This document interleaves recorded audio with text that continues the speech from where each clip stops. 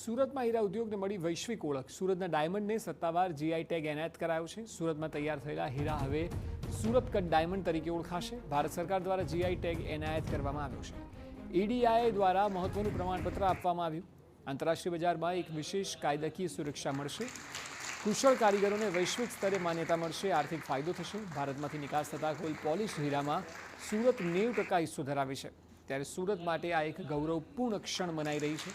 ઘણા સમયથી સુરતના ડાયમંડ એસોસિએશન દ્વારા અંગે રજૂઆત કરાઈ હતી। મનાઈ રહ્યું છે કે જીઆઈ ટેગને લીધે હીરા ઉદ્યોગને વેગ મળશે।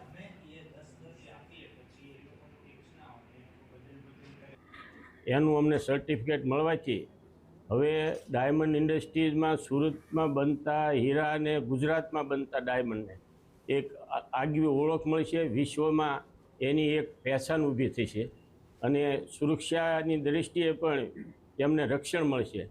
એટલે અમારી ડાયમંડ ઇન્ડસ્ટ્રીઝમાં ઉત્પાદિત થતા હીરાને એક અલગથી પ્રોટેક્શન મળવાથી ડાયમંડ ઉદ્યોગને વેગ મળશે અને રત્ન કલાકારોની કારીગરોની પણ કદર થશે।